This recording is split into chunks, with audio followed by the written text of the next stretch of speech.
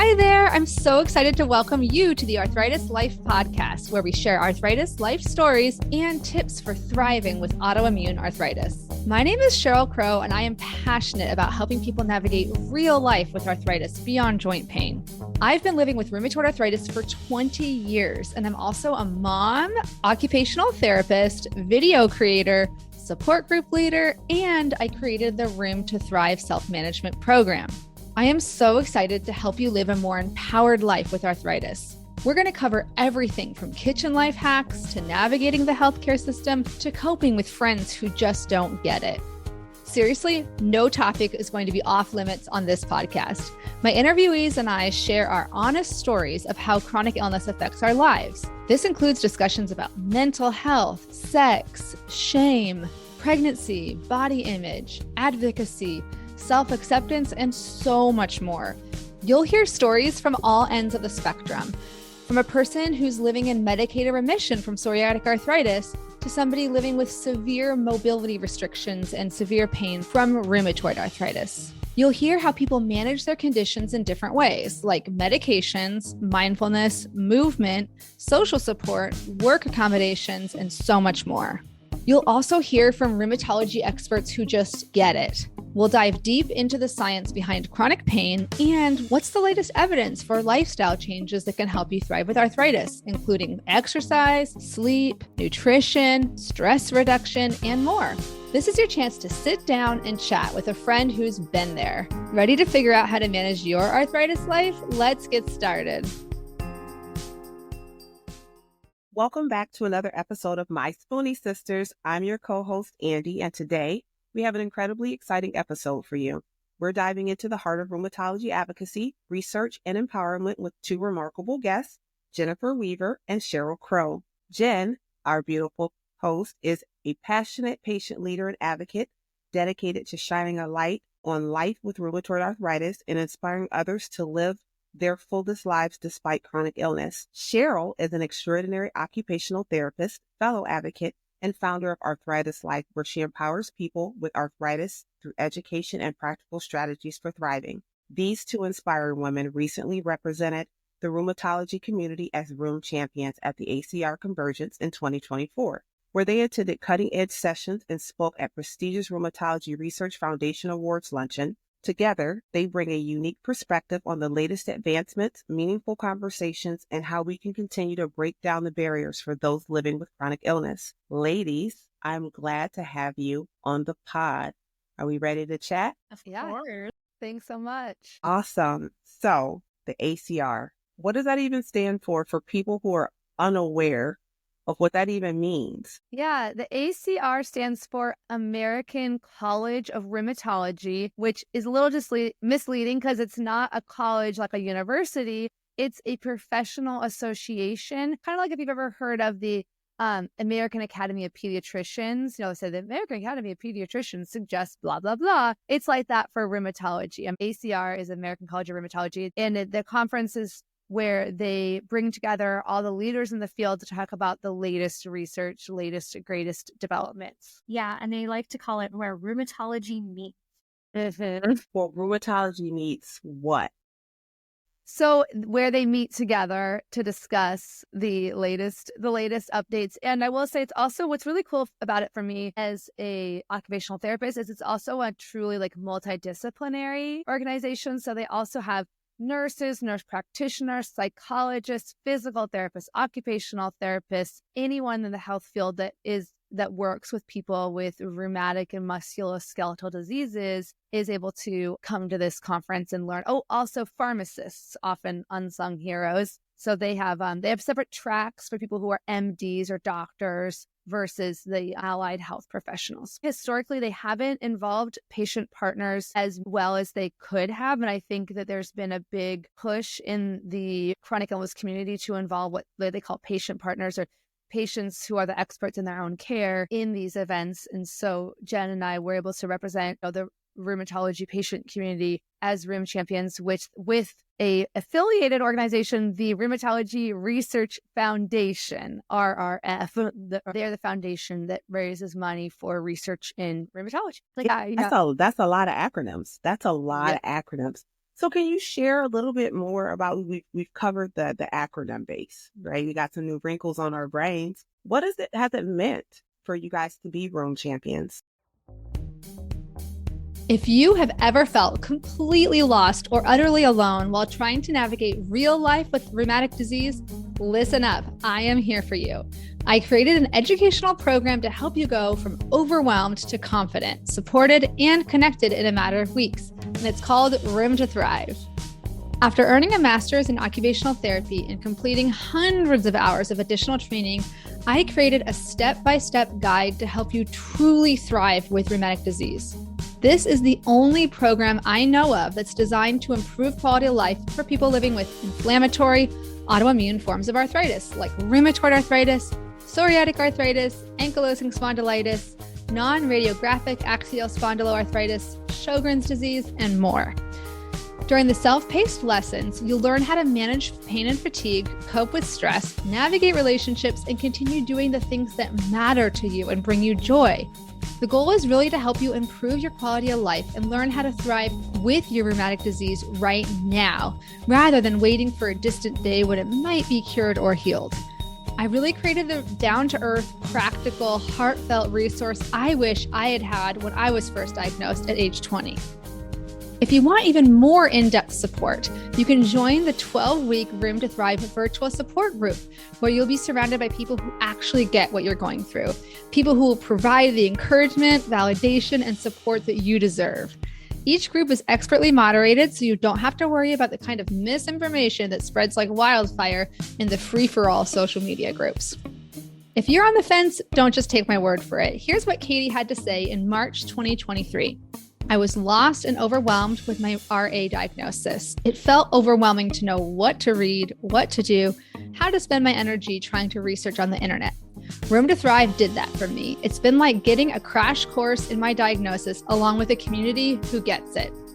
To see all the details, including the dates for the next support groups, go to the link in the show notes or bit.ly/thriveroom with a capital T and capital R. You can also just email me anytime at info@myarthritislife.net. And don't delay if you're interested, because each group is capped at 16 people or less in order to make a small, intimate group atmosphere. Thanks so much for your time, and I can't wait to get started with the next groups. And I can't wait for those of you who are interested in the self-paced option to go ahead and join that at any time. Bye-bye for now. Yeah. Do you want to go first? Sure. Yeah. Sorry. Yeah. I think that for me, it is just intrinsically empowering to be invited to share the patient voice. And it's been a really positive experience because the researchers, I think that a lot of them, this is just my impression from talking to them, but they are very cerebral and they're like looking at databases and spreadsheets. And sometimes they maybe were motivated to join the research field initially because they want to help patients. They want to help advance the field, right? And ultimately, everyone's trying to understand how these diseases work so they can find a cure. But sometimes they get, the day-to-day of their work is very tedious, and they don't get to actually talk with patients that often, who are the ones that are actually benefiting from their work. I mean, I think, Jenny, maybe you felt the same. I don't know, but, share your opinion. But they just were really embracing of us being there. It wasn't at all, oh, well, we have PhDs and we're like smart. They were enthusiastic about our participation. So that was a really positive experience. I agree. And, I've talked to Andy before about all the anxiety that I felt there. And I think that was pretty fresh from me coming back. Now I can reflect back and think about all the positives instead of thinking about how awful I was feeling while we were there, because you got to see firsthand, oh my gosh, Jenny fell apart. But besides all of that, what's nice is it's not like people walk around with a tag on their shoulder saying, I have a PhD and I have this and I have that. Nobody's judging. We're all there because we want to learn, we want to engage. It's an incredible experience. It is overwhelming, and there are a lot of people, but it's in such a good way. And I remember as we were giving bracelets out to people, they'd get so excited and they'd want to put them on and get their picture taken. And yeah, it was so much fun. I loved it. I love it. So there's food there, yeah? Yeah. Yeah, it's kind of hard to find sometimes. Yeah. Bananas we were different. So the conferences, I've been to numerous of these conferences, And I will say it really depends on which site they go to. They rotate between the East Coast, West Coast, Midwest. Like Philadelphia and San Diego are my favorites because they have a lot of good food around them. DC was not the best for food. So yeah, but we went to when we went to these sponsored events like the Rheumatology Research Foundation lunch, we got food. But when we were trying to find our own snacks, we were pretty unlucky. We had the whole quest to try to find literally one banana, and we couldn't find bananas. They were just sold out. Anyway, it was very dramatic. I'm a foodie. Yeah. I'm a foodie, and I'm living vicariously through you guys. And you gave me a great segue because you mentioned that you were at the Rheumatology Research Foundation Awards luncheon. This is a two-for question. What was the food? Was it delicious? Was it anti-inflammatory? Because it's rheumatology. Was it anti-inflammatory? And how did it feel to be a part of that awards luncheon? Yeah. We were both nervous because we had to speak. And so we were kind of having that pre-speaking jitters where your appetite goes away. But I think it was chicken and some quinoa. It was pretty healthy. And I actually thought it was really good. And yeah, the awards luncheon is where they get these research awards. So basically grants to keep performing research. I mean, it was a strange time because it was, I think, 1 or 2 weeks after the election. By that point, we knew who was going to be in power and that they were saying that they're going to do a lot of funding cuts. And I actually think there was a lot of the researchers, everyone wanted to be positive and celebrate the research wins that had happened and the advances in autoimmune, understanding and research and medications. But it was a little bit scary too, because I think when we got into longer conversations with individuals, they were like, well, I don't know what's going to happen to my lab, my scientific lab, if it's funded by a source that's going to be cutting off my funding. So kind of a mixed bag, I would say. Yeah, and I agree with Cheryl. We got in there early as we were prepping, and they bring out the salads and the drinks. But who wants to go eat salad before they're going to get up on stage? Because the last thing you want to do is have lettuce sticking out of your teeth. And yes, my idea to Cheryl was, hey, let's start out with some kind of comedy just because that might help loosen my nerves. It was great. I loved that we did that, and it worked out well. They loved it. They love the puns, but all I could think is, what if I would have been standing there with lettuce hanging out of my teeth? Then, of course, the meal came and it was chicken and it was salmon and it looked so delicious. But again, I had nerves. And so I ate what I could and it was delicious. There was asparagus too, I think. Yep. There was a dessert. I never got to touch it. I don't even know what it was, but the meal itself was delicious. Yeah. Were there any moments during the event that really stood out or inspired you personally, where you left and you were like, that lit a fire in me? I think what we ended up doing was we highlighted a couple of the researchers and said why their work was important to us. And I know because I saw it happen to Jenny too, right after we spoke, when there was kind of a mix and mingle time for people to talk to each other, the researchers came up to us. We actually weren't expecting this. They were one of them had tears in her eyes because her research is all about pregnancy. And I said, this is important to me because I had a pregnancy 10 years ago with rheumatoid arthritis. It was a planned pregnancy, but there weren't a lot of solid guidelines and research back then. And it's already gotten so much better for people now who are experiencing pregnancy. And she had tears in her eyes and she was so grateful that we were interested in her research. And it just reminded me that the researchers need to see the faces of the people they're actually helping. It's so gratifying for them and it's gratifying for us to see who's helping us. I think so often as patient advocates, there's a lot of times we vent to each other, right? People vent about this doctor didn't listen to me and this doctor medically gaslit me. And those are all real. I've had that happen and legitimately really difficult situations to cope with. But it's also empowering to counterbalance that, to remember that there's also the positives of people out there who are working till midnight in the lab trying to find a better treatments for us. So that was the key moment, I guess. The woman coming up with tears in her eyes. I didn't know it was going to touch her so emotionally. How about you, Jen? Echo that too. The hugs that we got from individuals afterwards, or even the group at our table. I loved the group at our table. We had fellows, right? And they were so sweet. We had this incredible young man recording the video for us. We got a picture with him and we got to cheer on a couple people at our table as they were getting their awards, and the excitement on their faces. You can feel it and you want to clap and cheer and be proud of them because this is the future. These are the people that want to help us. They genuinely care and they're looking at us with care. That means a lot to me to have them look at me like a real person and truly care about me. So while you were there, you guys sat through some pretty empowering sessions. Jenny, I'd love to hear your thoughts on chasing Z's in rheumatic disease. How was that session? Chasing Z's, it was pretty cool. A girl that I know, she works with AI arthritis. She shares about her illness with lupus. Her name is Layla, and her uncle is a rheumatologist. And he was one presenting at the Chasing Z's with a few other people that I didn't really know as well.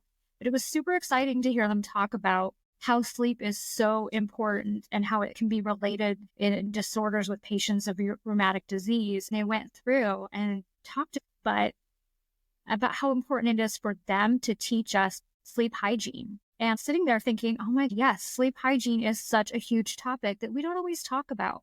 And does a family doctor talk to you about that as they're telling you need to see a rheumatologist? Probably not. Did my rheumatologist ever talk to me about it? Not really. It was actually a life coach that talked to me about it. And once I started putting in better sleep hygiene, I noticed I started feeling a lot better and a lot less pain. I was controlling it better. It really resonated with me and made so much sense. I wanted to record every second of what they had to say. Cheryl, you were a part of the session. Was it called Addressing Ableism from the perspective of the patient? Can you walk us through some of those key points? It was really great. I love talking about ableism, and I didn't myself pitch this idea. So you have to apply to be a speaker typically, but someone else nominated me, which was really a honor, right? Someone said, I think I've heard her talk about this on social media, and I think she'd be a good speaker on this topic of ableism. So if you haven't heard of what ableism is, honestly, I don't think I had heard it until I was on social media, but it's discrimination against people with health conditions or disabilities. Racism is discrimination against people of different racial backgrounds. That's what ableism is, against people who either have a visible or invisible disability or health condition. I was asked to share my experience as a patient and as a occupational therapist. I pointed out basically there's some obvious external overt examples that are very obvious. Sometimes I'll get a comment on a TikTok video and I'm using not a mobility aid. I'm actually usually, because my small joints are more affected with rheumatoid arthritis than my big joints. So I don't have any issues with mobility, but I have issues with my fingers, and I'll be wearing a compression glove or using adaptive equipment. Someone's like, you're ugly, or you shouldn't use those things. You're weird. Obvious examples where you are less than because you have a disability or health condition. But the ones I was more interested in is the ones that are more subtle. They're things like the pressure to define a normal life as just a healthy or able-bodied life, and the pressure that we as health professionals, I'm both a health professional and a patient, so I feel like I'm an interpreter sometimes talking to doctors or other health providers about this stuff. And a lot of times they'll say stuff like, well, you could have a normal life with these conditions, and they don't realize that's like a subtle form. Well, when they're saying it, yes, normal life is a catch-all that is saying a life that is not ruled by chronic pain, or your disability is not going to be the focal point of your life. You can still do the things that you want and love to do. And that's a really positive message, but we have to be careful, right? I said this a lot more eloquently because I had all these slides and stuff to keep me on track. But basically saying, when we say the normal life that most providers are talking about in rheumatology is they're defining normal as healthy or able-bodied. I actually use this example when I was pregnant, and people are like, oh, as long as it's healthy.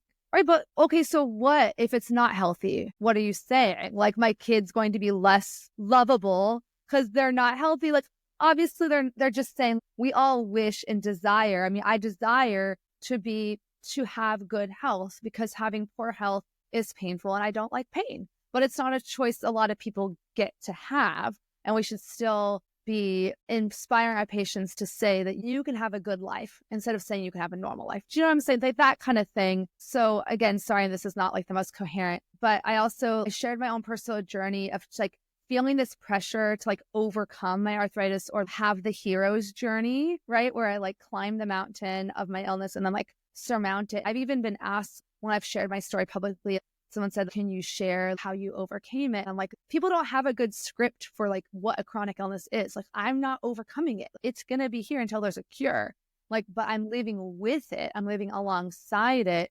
But at first I felt like I was failing because I didn't overcome it, right? Or heal it or beat it or defeat it, or like I'm an arthritis warrior. Like there's all these like subtle pressures we put on people, and in the ways that we as health providers encourage or reward patients, right, for improving constantly. It's a much more complex relationship than it seems at first. And one last little point I'll say is a phrase I hadn't heard till I was on social media a lot, which is called inspiration porn. I hope it's okay to say that, but it's not actually talking about real porn. We're talking about the idea of pictures of a person in a wheelchair and the only disability in life is a bad attitude. And if they can do it, what's your excuse? You know, and it's the using of these images by able-bodied people to make themselves, like, to force the disabled population or people with disabilities to conform to the able-bodied standard, instead of saying there are many ways of having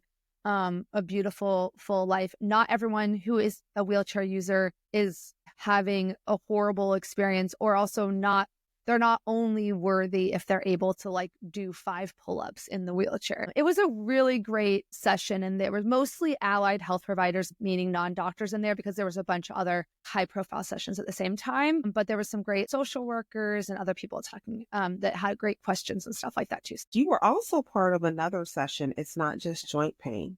Yes. Tell me a little bit more about that. Yeah, that one was a little more straightforward, but this I'm going to give Eileen Davidson, our fellow rheumatoid arthritis patient advocate friend, some credit here. She came up with the idea to do this session as a multidisciplinary session with a rheumatologist. And the idea was people and even health providers tend to just look at the joint symptoms of conditions like rheumatoid arthritis. And I helped her a lot on this because I had done my own like podcast episode on this too, and divided it. I said, let's have a whole hour-long session on just the symptoms that are outside of your joints. So we divided it into fatigue, and then brain fog or cognitive dysfunction, and then mental health. So concurrent anxiety and depression that are very prevalent in the rheumatoid arthritis community, and sleep issues, sleep disruptions. We had a really amazing sleep specialist from the University of Michigan who's done amazing research in the effect of lack of sleep on inflammation in your body, and how, like Jenni mentioned earlier, getting adequate sleep can be so positive for your inflammation levels. And we also talked about the importance of interventions to help reduce pain, fatigue, and brain fog. So things like exercise and nutrition were 2 of the big ones. So it was great. People were really receptive. And that one was pretty packed with doctors and allied health professionals too. So it's just literally doctors just telling them to just ask your patient about other symptoms other than joint pain. It's so simple, but often we're only asked, oh, how are your joints? How's your finger? Can I feel your finger? Can I feel your knees? You know, and it's like, okay, can I also tell you about the fatigue and how that's affecting my quality of life? So both of you have been these super advocates. You guys are phenomenal in the advocacy space, and even superheroes, like known in the community superheroes for the rheumatology community. How do you see these kinds of events and these discussions shaping the future of care and support for people living with chronic illnesses? Honestly, I feel like it's going to continually help patients feel seen and cared about, which is crucial, but it's also so exciting to see that they actually are working really, really hard. We don't see it. We don't see all the behind the scenes things that they are doing to make our lives better. And, you know, Cheryl, that I know that you got to go to a few more sessions than I did because I was there a very limited amount of time, but I went with the Arthritis Foundation to the post ACR. There were people there that had either been to ACR or they got to watch it online. They were presenting on it, getting to hear more. It was amazing. And one of the gals was so passionate. In fact, I was going to give you her name. I asked her if she'd be on the podcast. She was such a gifted speaker and passionate about what she was talking about. Andy, it's one I told you about too. It was about POTS. And the person that originally had put this together and presented it at ACR was saying, oh, if you, in your professional settings, are not asking your patients about this, and if you are not diagnosing this, there's something wrong. Because this is happening more than any of us want to admit. So stop trying to direct it to a different physician. You should be diagnosing this. You should be learning more about it. And that struck a chord with me, and I don't even have POTS. That's so funny you say that, Jenni. It's striking a chord. Yeah. Yeah, same with me. It's like it's striking a chord with Jenny was very beneficial for Andy because it was helping me connect the pieces as to why I couldn't swallow. That is one of the comorbidities that come with you have POTS, and if your POTS is out of control, the dysphagia. And that was what has been happening to me for almost 3 years. I have been getting kicked around for almost 3 years where they're going, it's not that, it's not that. And then today I got to see my cardiologist and I'm like, is it this? And he says, you're my 1%. He's like, I treat POTS all the time, but I have never come across someone who has lost weight like you, who lost their hunger cues, who is having the digestive upset and all of the things. He said, you are my 1%. I don't have the answer, but I'm committed to helping you find the answer because I don't think anybody has the answer for the 1%. We don't have the answer for the 99. Was that the one called Stirring the Pots, Long COVID and Beyond? Yes. Okay. So did you get to go to that one?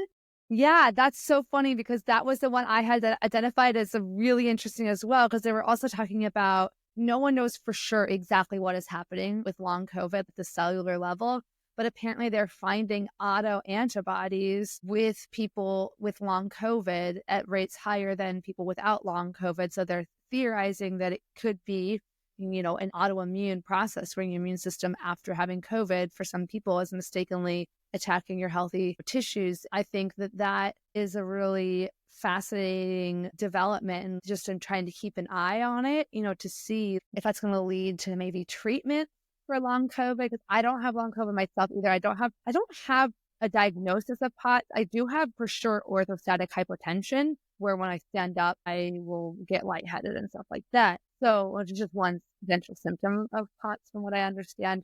But I just think that so many of us are living with comorbidities, right? It's not just rheumatoid arthritis. It's not just a Sjogren's or POTS. It's like a lot of us have multiple overlapping conditions. So the more we can learn about those comorbidities, hopefully managing those can help us improve our other conditions too. I pulled up my slides from some of the ones that you and I presented on, Cheryl. Yeah. If you don't mind, Andy, I want to dive into one of the people that we shared on, because I wish she had several sessions, but I couldn't make it to any of them because they were either the days I wasn't there, or I was already committed to something else. Her name is Christina Charles Schumann. I wish that she was on socials because I feel she would be a wonderful one to watch and glean from her research. It's about approach to managing rheumatoid arthritis in the setting of cardiovascular disease. That one has been so important to me. I talk about this all the time, but I have a cholesterol issue that they've never really been able to figure out why. Because even when I was 98 pounds, I had high cholesterol. So they were like, okay, it didn't matter what I was doing. It didn't matter what I was eating. It didn't matter if I was exercising. My cholesterol was sky high. And so to get to hear from her personally at sessions would have been amazing, but I was glad to at least be able to read about it and to also share about her award at the luncheon. Yeah. The other thing, just if anyone listening has lupus, I don't know if you might have heard this, but the American College of Rheumatology, one of their jobs is to put out like these clinical guidelines, which are documents that are updated typically every 5 years, that are what the doctors use to determine like what's the state of the art or what's the latest evidence pointing to as the best interventions. So these were updated in 2024 for lupus specifically. And there was a lot of like chatter in the medical community about there being, maybe some new medications out there. I don't have lupus, but they were talking about especially like the importance of triple therapy. So hydroxychloroquine, and there's a couple. You can look these up. This is all public information. It's a lot of the science stuff that's kind of like way too many syllables for me. But that was exciting to see some updated research there for lupus. So were there any other sessions or topics that you're just like, hey, everyone needs to know about this outside of the ones we just talked about? I think I would say that for brain fog, I think that, or cognitive dysfunction, that there were a lot of people that were really resonating with the idea that we need better and more studies on the role of inflammatory diseases like rheumatoid arthritis, how those affect your brain, because brain fog can sound like such a cute thing, right? You're like, oh, it's brain fog, like la la la, little cloud, but it can be debilitating, right? It can lead to you having a hard time focusing on, and maybe even safety issues like with driving, potentially taking care of children, being able to remember that there's something stovetop. There was a real call to action there. Second thing is I went to a session that was from a chronic pain researcher, Dr. Afton Hassett, also coincidentally from the University of Michigan. She has a great book called Chronic Pain Reset. Yeah, and she's really sweet. I know sometimes it seems like these things are so simple, but in terms of, okay, what's the takeaway someone listening to this podcast episode could take? She talked about the importance of, she called them scheduling positive activities, right? Is that what you want? Yeah. Positive activity scheduling. It's so simple sounding, right? But even if you're in a lot of pain, to say, what's something that can bring me joy today? What's something small? Is it calling a friend? Or is it listening to music? Is it smelling something that I really love, like putting some lavender, in my bath or something like that? I thought that was a great idea. And something I've started thinking about, like micro moments, small little moments of joy, trying to schedule those in the day rather than just waiting for them to happen. Did you pick up her book? Yep. It's on my desk. I sure did too. And my husband was like, oh, great. Another chronic illness book. It's great. For anyone listening, I actually added it to my Amazon Spoonie list. So if you want it, I'm not an affiliate. I don't make money off of it, but I love sharing my list of all my favorite finds, which you can find the beautiful Andy Byers on there. I have quite a few of her books on there too. Cheryl, if you write a book, you're going on. Okay. It's on my to-do list, my life to-do list. So ladies, how can our listeners get involved in advocating for more awareness and resources for rheumatic disease? Do you have any favorite organizations that they could support or specific actions they could take to just start the conversation? You can look at people like Cheryl, like I did a few years ago, and be, oh my gosh, I can never be one of them. They're so famous. I can't do this stuff. That's what we do. That is seriously what we do. We sit on the sidelines. We put you on this pedestal, and you're a real person. You are. And you're a fun person. But what you need to do when you want to advocate is just start using your voice. You have to start somewhere. If that means starting an Instagram account that is set up for your specific conditions and sharing about it and reaching out to people, that's a good start. But then when you want to start diving into other things, don't be afraid. I've asked Cheryl questions a million times. I've asked all kinds of other people questions about what they've done, what they enjoy, who they like to work with. It's okay to ask those questions because not all these organizations will just jump into your feed and say, hey, want to work with me? It doesn't work like that. A few of them do. Like the Rheum Champion thing, they reached out to us and it was such an honor. Yeah, that's right. It was such an honor, but it doesn't always work like that.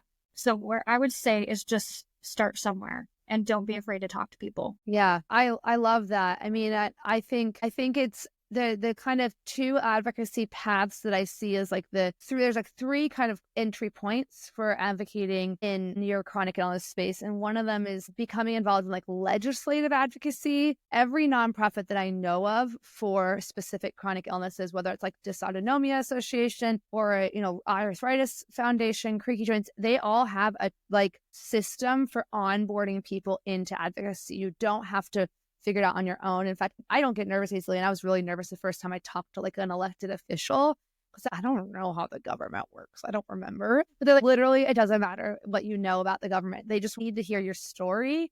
They need to hear like how like insurance barriers, for example, have affected you and your quality of life.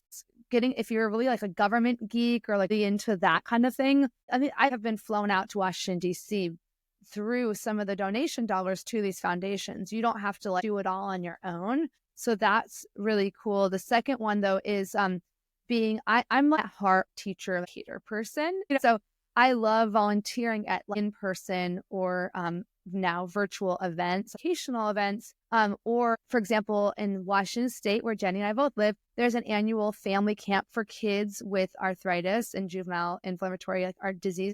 They're always looking for more volunteers. You can do anything from painting decorations for the room that they hold the the summer camp in the rooms, or there's so many these are all grassroots organizations from my experience. They could always use an extra set of helping hands. So the third thing is that for awareness, you can just start bloom where you're planted. Start either, if you're a social media person like I am, and you are identified that you're comfortable with it, start sharing about your condition there, connecting with other patient advocates. Or if you want to, there's so many creative ideas. I did the Jingle Bell Run for arthritis in Seattle, and it was so adorable. There was a whole lacrosse team of 8-year-old kid, and it was the kid wants more people to know that kids get arthritis too, and they made a team for the Jingle Bell Run, which the proceeds go to the Arthritis Foundation. So just be creative and have fun with it. And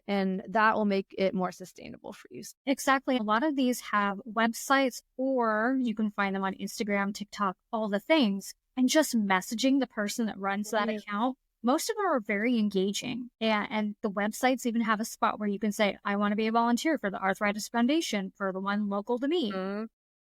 I'm near Oregon, but I'm still in Washington. I don't get to go to the in-person events with you, but I can hold a virtual one. That's okay. Those are great things to do too. The Psoriasis Foundation that's close to me in Portland, they're very active, and I do stuff with them as well. Just reach out. Doesn't hurt. Right. So last and final question. Question is, does Andy deviate? Does she go rogue for this last question? Does she go rogue for this last question? Do I want to do that to Cheryl Crow? Because I've been playing. Yeah. Do it. So you got to have this experience. This is Cheryl's, not her first experience with the convention. What is your message of hope? So if you had to talk to you early in your diagnosis, and you were in your darkest moment of your diagnosis journey, trying to figure it out, what message of hope or resilience do you give your future you about where rheumatology is going? Yeah, that's a great question. I always think of hope as the double-sided coin. And so on the one side is every year there's more scientific discoveries. There's more hope for a cure. Like that's the end game, right? Is curing rheumatoid arthritis and autoimmune diseases. On the other side, though, is that I remind myself that my life is not perfect. It's not going to be perfect if there's a cure for rheumatoid arthritis. So there's also the idea that I don't want to hinge all my hopes for a good, beautiful life on this idea of a cure, because there's always challenges in life. There's always going to be things that maybe stress me out. Certainly, eliminating rheumatoid arthritis from my life would get rid of a specific set of issues. But I think this is maybe just my point of view in general. But so I'm very excited about the hope for a cure. I think they're certainly objectively closer than ever to a cure for rheumatoid arthritis and autoimmune conditions in general. But on the other hand, there's also always hope in the moment for living a good life with whatever challenges are coming your way, and finding, again, those pockets of joy and finding those micro moments of positive activities. I think that really stuck with me. Like even if I have, whether it's psychological pain, physical pain, whatever, that I feel empowered to turn towards joy and turn towards a full and beautiful life. So that's my message. That's my 9 different thoughts in one. Do you want to say one too, Jenny? I'm supposed to answer the same question. I'm sitting here staring at Andy. Oh yeah. 100%. Yeah, I was just staring at you back, waiting on you to answer the question. So this is where I admit that I'm having a brain fog moment and I don't even remember the question. So you know what? We have that. So you talking to younger you, a message of hope and resilience about the future of you managing your rheumatic situations and the future of rheumatology. What do you tell you, young you? Well, first of all, I would tell young me, I would say your life's going to be a little different, and that's okay. It's going to scare you. You're going to be a mom taking care of 3 middle schoolers, and you're going to think your life is over and you can't do the things for those kids anymore, but you still can. And with this changed life, you're going to meet incredible people, lifelong friends, and people that are going to change your life. And that will make you thankful. It's crazy to say. I know I sound crazy to people that I would not change my life because I don't like pain. Who likes pain? But it's made me who I am today. And for that, I am grateful. I would never take it away. I like the compassionate person that I have become because of what my my life has done to me. It is a beautiful thing that I would never take away because I am who I am. And I love you guys because of it. Love the slowness that my life forced on me, the stillness. I used to be so mad about it. I appreciate the quiet moments. I appreciate the stillness. I appreciate rest. You know, we fight naps as teenagers and look forward to it in your 40s, okay? Because I love a good juicy nap. So I love a juicy nap. Well, ladies, thank you for spending some time with us and for taking the time to share your experience. I'm going off script. So this is me and you, right?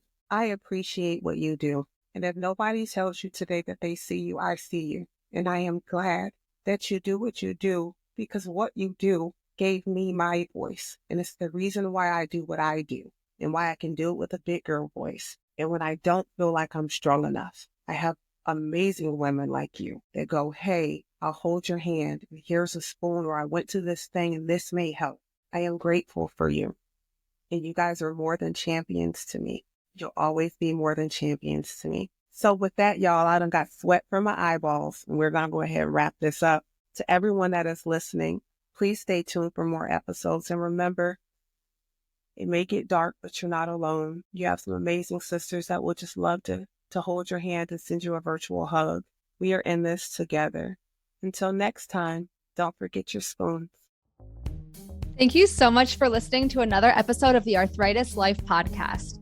This episode is brought to you by Room to Thrive, an educational program I created from scratch to help you go from overwhelmed to confident, supported, and connected in a matter of weeks. You can go through the pre-recorded course on your own, or you can take the course along with a support group. Learn more at the link in my show notes, or you can always go to www.myarthritislife.net.